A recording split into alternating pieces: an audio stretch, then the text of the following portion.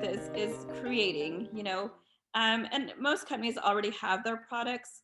But what I would suggest here is creating and categorizing really go hand in hand. And it's about, again, making sure that your customers will understand your grouping and categorization of your products.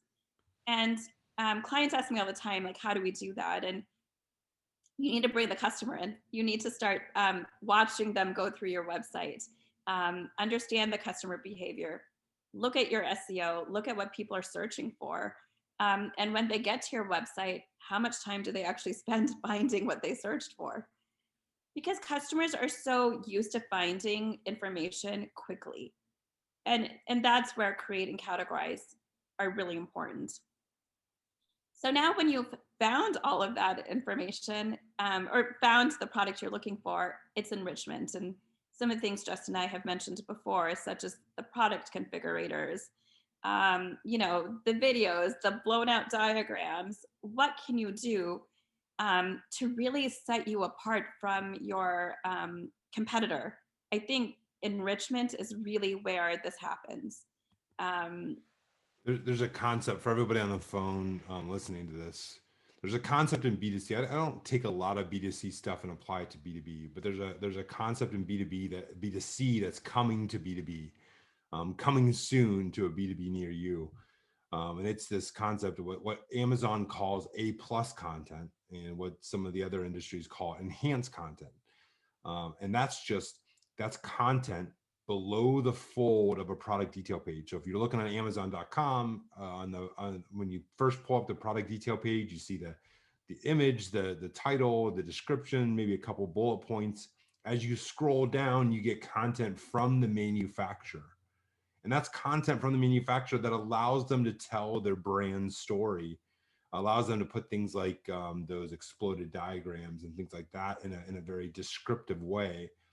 And the reason that was put in place was it allows a brand to tell their story beyond just kind of the attributes, those kind of hard structured attributes of the product. It allows them to tell their story of their product in a much more unstructured way.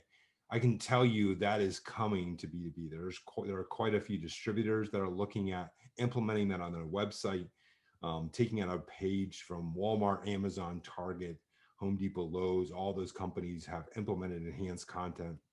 100%. You're always adding content. The other thing I will mention here too is things like units of measure, and you mentioned that before, but Canada is the metric system.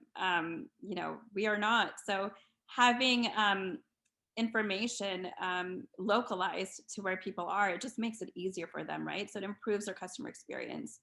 And those things might seem like very simple things, but they make a big difference if a scientist now doesn't have to, translate all of the measurements into something else. So it saves them time. The next part is plan and publish and syndicate. And now that you've created your content, you've now enriched it, it's just getting the content out.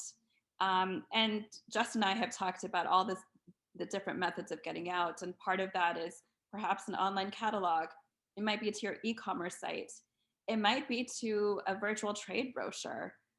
It might be to your distributor. We talk a lot about distributors, and Mouser and DigiKey being some of the huge distributors that people use. And every company I've talked to, they've never had an easy process of getting them the product data. It takes a lot of manual hours. So how can we improve that so you can be more efficient, and distributors are more apt to work with you if you make their process?